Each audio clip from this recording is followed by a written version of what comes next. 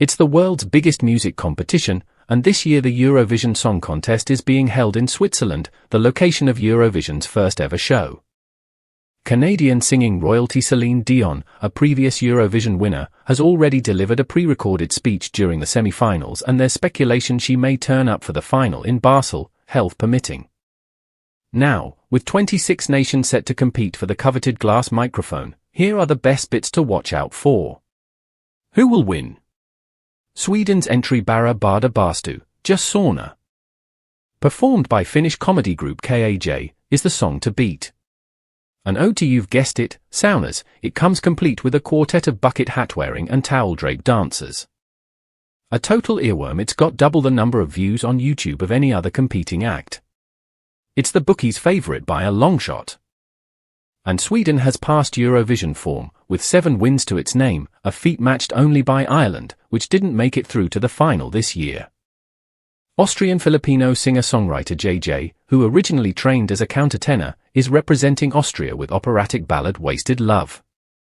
Making the most of his falsetto voice in a way not dissimilar to last year's winner Nemo, it tells a story of unrequited love, saving a techno breakdown for the last third of the song.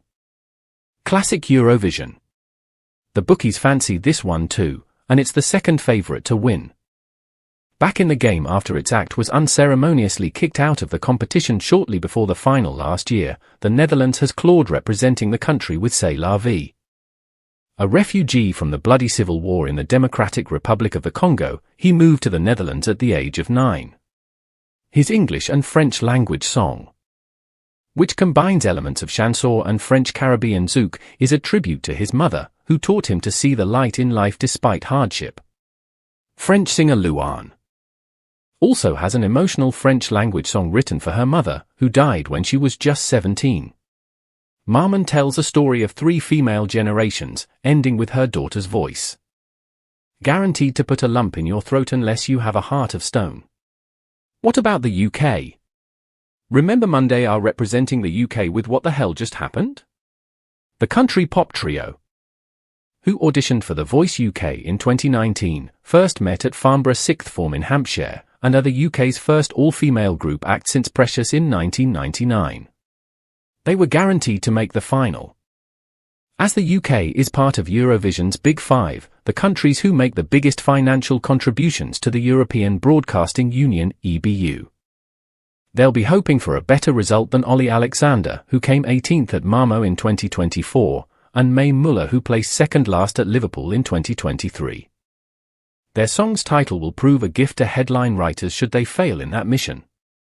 From deeply moving to silly, to utter filth, Eurovision never fails to surprise with its power pop and outrageous outfits, and this year is no exception, with both plenty of quirk and plenty of heart on offer. Slovenian comedian Klemen Slakonja is best known for his impressions of Donald Trump and Vladimir Putin. But his ballad, How Much Time Do We Have Left, is a moving response to his wife's cancer diagnosis. His performance includes him being hung upside down to symbolize his disorientation on receiving the life-changing news. Diagnosed with bone marrow cancer, actress Mojca Fejca has defied the odds and joins him at Eurovision, providing a message of hope and survival against the odds. In a blast to the past, San Marino's entry, Tutta l'Italia, was written by Gabri Ponte, one of the members of Eurodance group Eiffel 65, who wrote late 90s hit Blue, DABAD. It's a tribute to everything Italian, mixing dance beats with the traditional folk of Calabria. Following the same theme, Estonia's Espresso Macchiato also offers an absurd review of all things Italian and is performed by Tommy Cash, a previous Charlie XCX collaborator. Meanwhile, Malta's Miriana Conti's original lyrics had to be rewritten due to complaints they broke broadcasting guidelines with an X-rated innuendo. Even with tweaked lyrics, the song is pretty raunchy. While Finland's Erika Vikman's song, Ich Komi, is all about pleasure and ecstasy. Interpret those themes as you will. War amid the glitz. Despite a strict apolitical stance, geopolitical conflict has affected Eurovision over the last few years. In 2022, Russia was banned from participating over the Ukraine war, and both this year and last. there have been calls for Israel to be banned over its actions in Gaza.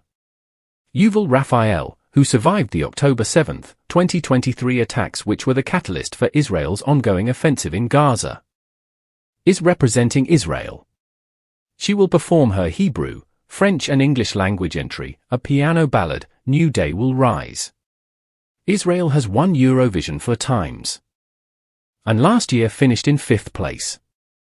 This year, the ban on certain flags being waved in the auditorium has been relaxed, meaning Palestinian symbols are likely to be seen in the St. Jacobshail Arena.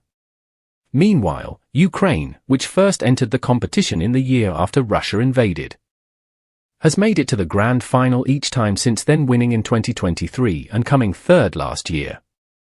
This year the country will be represented by alternative rock group Cypherblatt, whose name translates as clock face, with the dramatic track Bird of Prey. The English and Ukrainian language song features lyrics about reuniting with lost loved ones and returning home.